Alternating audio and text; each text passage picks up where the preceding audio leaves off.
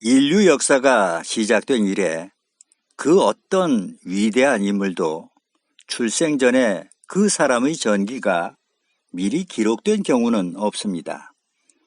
오직 예수 그리스도 한 분뿐이십니다. 예수님께서는 이 땅에 오시기 약 400년 전에 이미 그분에 관한 모든 전기가 완성되어 있었습니다. 그분이 태어나실 시기와 장소, 그리고 이 땅에 오셔서 겪게 될 고난과 고통, 죽음과 부활까지도 자세하게 성경에 미리 예언되어 있습니다. 그런데 그 모든 예언들은 한치의 오차도 없이 기록된 예언대로 성취되었습니다.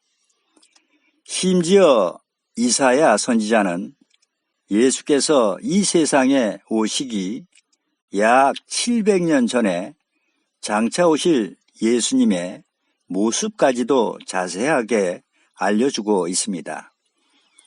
이사야 53장 2절에 그는 주 앞에서 자라나기를 연한 순 같고 마른 땅에서 나온 줄기 같아서 고운 모양도 없고 풍채도 없은즉 우리의 보기에 흠모할 만한 아름다운 것이 없도다라고 기록되어 있습니다.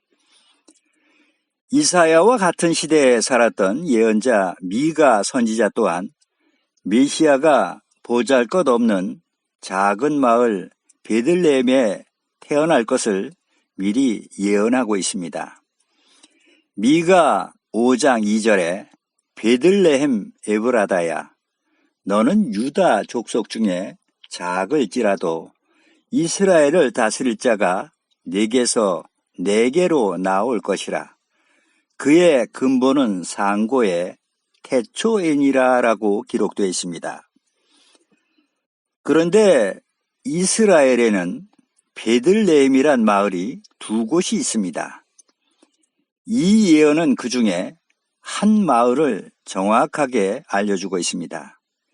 그 마을이 바로 베들레헴 에브라다로 다윗 왕이 태어났던 곳이기도 합니다. 그리고 부모인 요셉과 마리아는 베들레헴에서 살았던 것이 아니라 북쪽으로 약 150km 떨어진 곳에 위치한 나사렛에 살았습니다. 그런데 예수님이 출생하실 무렵에 로마 황제인 가이사 아구스토가 호정력을 내린 관계로 나사렛에 살던 요셉이 임신한 마리아와 함께 호적 등록을 하기 위해 베들레헴으로 가게 되었습니다. 그때 여관이 10,000원이라 방을 구하지 못해 어쩔 수 없이 여관 주인에게 부탁을 해 마굿간을 빌려 밤을 지새다가 그 밤에 예수님이 탄생하심으로 강보에 싸서 말 구유에 누인 것입니다. 만약 그때 호정령이 내리지 않았다면 예수께서는 베들레헴이 아닌 나사렛에서 태어나셨겠죠? 이렇듯이 성경에 기록된 말씀은 한치의 오차를 허용치 않습니다. 마치 맞물려서 돌아가는 톱니바퀴와도 같습니다. 반드시 증언과 성취함이 있습니다. 신명기 18장 22절에 만일 선지자가 있어서 여호와의 이름으로 말한 일에 증언도 없고 성취함도 없으면 이는 여호와의 말씀하신 것이 아니요 그 선지자가 방자히 한 말이니 너는 그를 두려워 말지니라 라고 기록되어 있습니다. 그런데 예수님께서는 고대 광실 높은 집에서 탄생하셔도 부족하신 분께서 왜 하필이면 마굿간에서 태어나시고 말 구유에 누우셨을까요? 그 이유라면 첫 번째가 우리네 인생이 나그네라는 것을 보여주신 것입니다. 여관이란 나그네가 잠시 하루 저녁 유하다 가는 곳이지 영구히 거하는 집이 아닙니다. 예수님께서도 여행 도중에 나그네가 잠시 머무는 여관의 마구간에서 탄생하신 것은 당신께서도 이 세상에서 영원히 거하는 것이 아니라 잠깐 다니러 왔다 가는 나그네라는 것을 친히 보여주신 것입니다. 베드로전서 2장 11절에 사랑하는 자들아 나그네와 행인 같은 너희를 구원하노니 영혼을 거스려 싸우는 육체의 정욕을 제어하라라고 기록되어 있습니다. 지금 우리 모두는 이 땅에서 나그네 되어 행인 같은 삶을 살아가고 있는 것입니다. 나그네란 말씀 속에는 이 땅이 진정한 우리의 고향이 아니라는 뜻이 함께 내포되어 있는 말씀이기도 합니다. 우리의 진정한 본향과 시민권은 이 땅이 아닌 하나님의 나라인 천국에 있습니다. 지금도 세상 많은 사람들은 이 땅에서 마치 천년 만년 살 것 같은 착각과 망상 속에 빠져서 할 짓 못할 짓을 다 해가며 죄악 중에 살아가고 있습니다. 자갈밭에 굴러도 이승이 좋다고 말들 하지요? 하지만 우리네 인생이란 한정된 시간만큼만 살도록 허락되어진 존재입니다. 우리는 지금 시간을 뒤로 하면서 남은 분량의 시간만큼만 살아가고 있는 것입니다. 그 정해진 시간이 되면 죽음이란 그림자가 소리 없이 예고 없이 찾아오게 됩니다. 이 점에 대해서 누구도 예외가 없습니다. 그래서 영혼을 거스려 싸우는 육체의 정욕을 제어하라라고 말씀하시는 것입니다. 왜냐하면 히브리서 9장 27절에 한 번 죽는 것은 정하신 것이요 그 후에는 심판이 있으리니라고 기록되어 있기 때문입니다. 이 땅에서 살아가는 인생들은 모두가 하늘에서 범죄하고 이 죄악 세상으로 쫓겨내려온 무서운 죄인들입니다.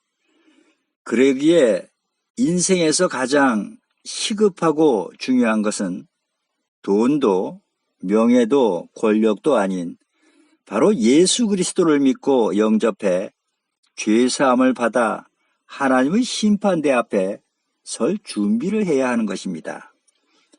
이것이 우리가 이 땅에서 살아가는 삶의 이유이고 목적이라 할 수 있습니다. 두 번째는 누구나가 예수님께로 나올 수 있음을 나타내 주고 있습니다. 예수님께서 왕이나 귀족들이 사는 금전 옥류에 태어나셔서 화려한 비단 침구에 누워 계시다면 목동과 같은 비천한 사람들은 감히 들어갈 엄두도 못 내겠지요? 하지만 예수님께서는 마구간에 태어나셔서 꼴을 요 삼아서 누워 계심으로 동방박사와 같은 귀족도 양치는 목자와 같은 천민까지도 누구나가 찾아가 만날 수 있고 경배 드릴 수 있는 것입니다. 여관 자체가 항시 개방되어 누구나가 들어가 쉴 수 있는 집이듯이 본인만 원한다면 언제 어느 때든지 항시 찾아가 만날 수 있는 분이 곧 우리의 구원자가 되시는 예수 그리스도이십니다. 마태복음 11장 28절에도 수고하고 무거운 짐진 자들아 다 내게로 오라 내가 너희를 쉬게 하리라 라고 말씀하셨듯이 죄가 많은 사람도 적은 사람도 부한 자도 가난한 자도 유식한 사람도 무식한 사람도 남녀노소를 가리지 않고 누구나가 찾아가 믿고 영접해 죄사함을 받고 구원을 받을 수 있도록 항시 그 길을 활짝 열어 놓으셨습니다. 하나님께서는 작은 자를 불러 큰 자를 부끄럽게 하시는 하나님이십니다. 그러기에 재물이 많은 부자며 학벌이 좋고 세상 지식이 많은 사람들은 도리어 바른 진리를 찾아 그리스도를 믿고 영접하기가 쉽지가 않습니다. 왜냐하면 낮아지기보다는 스스로 교만해져서 섬기기보다는 도리어 섬김을 받으려 하기 때문입니다. 주님께서 우리를 향해 항시 겸손해라, 낮은 자가 되어라, 서로가 사랑으로 섬기고 화합하라고 말씀하십니다. 고린도전서 1장 26절로 29절의 말씀을 보시겠습니다. 형제들아, 너희를 부르심을 보라. 육체를 따라 지혜 있는 자가 많지 아니하며 능한 자가 많지 아니하며 문벌 좋은 자가 많지 아니하도다. 그러나 하나님께서 세상의 미련한 것들을 택하사 지혜 있는 자들을 부끄럽게 하려 하시고 세상에 약한 것들을 택하사 강한 것들을 부끄럽게 하려 하시며 하나님께서 세상에 천한 것들과 멸시받는 것들과 없는 것들을 택하사 있는 것들을 폐하려 하시나니 이는 아무 육체라도 하나님 앞에서 자랑하지 못하게 하려 하심이라라고 기록되어 있습니다. 세 번째, 예수님께서는 마가복음 10장 45절에 인자가 온 것은 섬김을 받으려 함이 아니라 도리어 섬기려 하고 자기 목숨을 많은 사람의 대속물로 주려 함이니라 라고 말씀하십니다. 예수님께서 말 구유에 누우신 것은 이 땅에서 섬김을 받으러 오신 분이 아니심을 잘 나타내 주고 있습니다. 자신을 낮추시고 도리어 섬기시고 희생하시는 본을 보여주셨습니다. 로마군에게 잡혀가시던 마지막 밤에도 예수님께서는 제자들의 발을 일일이 씻겨주시며 서로 사랑하라고 말씀하셨습니다. 이는 주님께서 자신을 스스로 낮춰 낮은 자로 이 땅에 임하셔서 우리에게 순종의 본을, 겸손의 본을, 섬김의 본을 친히 보여주신 것입니다. 빌립보서 2장 5절로 8절에 너희 안에 이 마음을 품으라. 곧 그리스도 예수의 마음이니 그는 근본 하나님의 본체시나 하나님과 동등됨을 취할 것으로 여기지 아니하시고 오히려 자기를 비어 종의 형체를 가져 사람들과 같이 되었고 사람의 모양으로 나타나셨음에 자기를 낮추시고 죽기까지 복종하셨으니 곧 십자가에 죽으심이라라고 기록되어 있습니다. 아멘. 우리가 하늘에서 범죄하고 이 죄악 세상으로 쫓겨 내려온 이유는 모두가 교만과 욕심 때문입니다. 그러기에 이제라도 우리는 지난 죄를 회개하고 예수님의 본을 쫓아 겸손히 낮은 자가 되어 상대를 섬기며 희생할 수 있는 우리 모두가 되어야 한다고 믿습니다.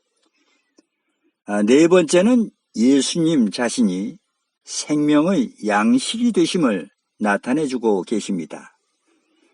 구유란 짐승에 먹이를 담는 밥통입니다. 그 그릇에 바로 아기 예수님께서 누우신 것입니다.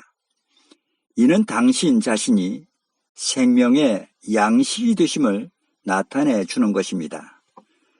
짐승이 꼴을 먹어야 생명을 유지할 수 있듯이 범죄하고 타락한 인간 역시도 죄사함을 받고 영생에 이르기 위해서는 생명의 양식이 되시는 유월절 어린 양의 실체이신 그리스도의 살과 피를 먹고 마실 때 영원한 생명을 얻을 수 있습니다.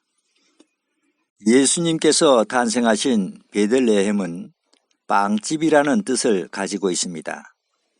빵집인 베들레헴에서 태어나시고 짐승의 밥그릇인 말 구유에 누우신 것은 예수님이 곧 영의 양식이 되신다는 사실을 잘 나타내 암시해주고 있습니다. 예수님께서는 요한복음 6장 53절로 54절에 예수께서 이르시되 내가 진실로 진실로 너희에게 이르노니 인자의 살을 먹지 아니하고 인자의 피를 마시지 아니하면 너희 속에 생명이 없느니라. 내 살을 먹고 내 피를 마시는 자는 영생을 가졌고 마지막 날에 내가 그를 다시 살리리니라고 말씀하십니다. 우리가 죄사함을 받고 영생에 이를 수 있는 유일한 길은 오직 새언약 유월절을 지켜 유월절 어린 양의 실체가 되시는 그리스도의 살과 피를 먹고 마시는 길 외에는 없습니다. 왜냐하면 이것이 바로 하나님이 보시는 온전한 믿음이기 때문입니다. 그래서 위에 47절에 믿는 자는 영생을 가졌나니라고 말씀하신 것입니다. 이 말씀은 새 언약 유월절을 가리켜서 하신 말씀입니다.